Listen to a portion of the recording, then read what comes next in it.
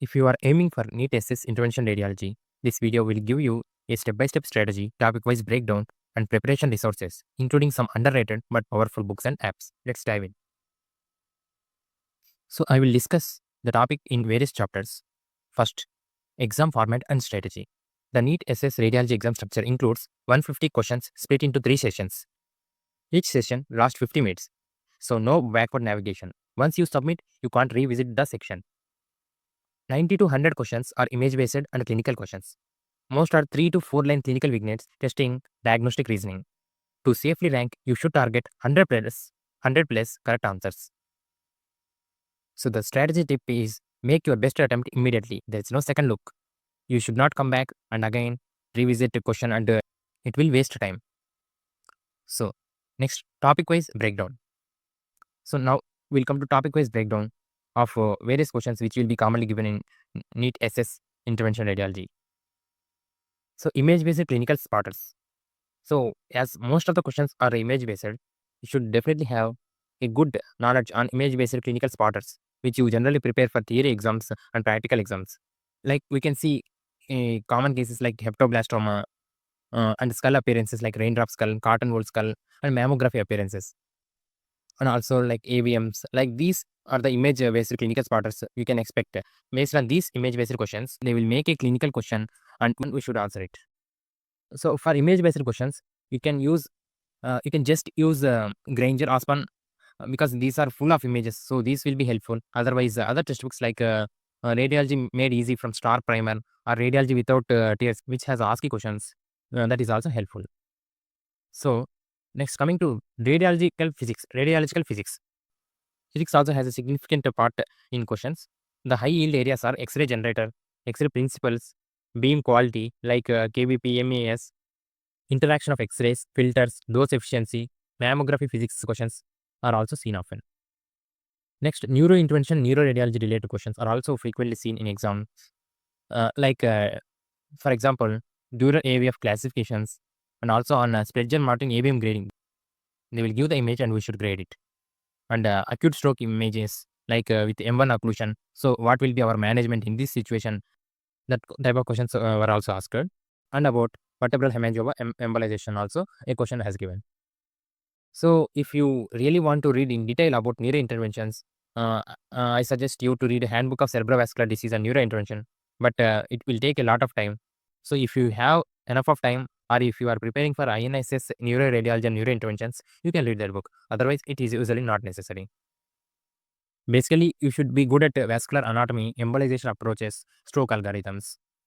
And also the questions on vascular interventions like aortic dissection, aortic root dilatation, endovascular aortic aneurysm repair concepts, femoral artery pseudoaneurysms, splenic artery pseudoaneurysms management. These are also asked. So you should focus on CT angio interpretations, endovascular devices, and urgency-based decision making. Next, oncology-related intervention procedures are also frequently asked, like questions on TACE, TACE indications and TACE contraindications, like embolization in various tumors like juvenile nasal angiofibroma and glomus tympanicum. Like this various embolization they can ask. So you should have a gross idea on these procedures. Also, like MSK procedures like RFA ablation in osteoblastoma. These type of questions were also asked. You should have good idea on embolic agents, access techniques, and post-procedure imaging. And also MSK anatomy questions, like for example, simple bone cyst in long bone, main lung deformity, scaphoid unit dislocation, SI joint anatomy. These were the questions asked based on recent year question papers. So basically focus on both diagnostic appearance and intervention strategies like biopsies and ablations. Coming to spine and pediatric neuroimaging, topics like myelomeningocele, extradural versus intradural spinal masses, intussusception, necrotizing enterocolitis with complication of pneumoperitoneum. These were the frequently asked questions. Coming to thoracic and pleural imaging, they will give a CT sections, they will give HRCT sections and they will ask you to identify diseases like Wegener's or subacute hypersensitivity pneumonitis, solitary fibrous tumor of pleura, and also in chest, coming to CVS, constrictive pericarditis, restrictive diseases. Also, they will give clinical questions. Basically, these questions will have a good amount of history. So, you should find answer from history also, not only based on images. So, next coming to ops and gyne section. And the frequently asked questions in recent years are like placenta previa, endometriosis, uterine AVMs, management of uterine AVMs, like that.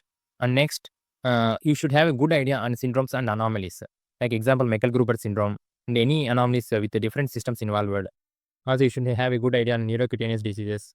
So, for reading purpose, you can stick on to standard textbooks like Grainger, Osborn, or otherwise AIMS MAMC textbooks. Or if you don't like reading textbooks, you can stick on to radiology apps like Conceptual Radiology. So, coming to next section, which is important, that you cannot clear NEET SS with theory alone. MCQ practice is non-negotiable. We still don't have a good MCQ preparation app. I will give a app link in the description. You can check them. Basically, the FRCR preparation questions are also useful.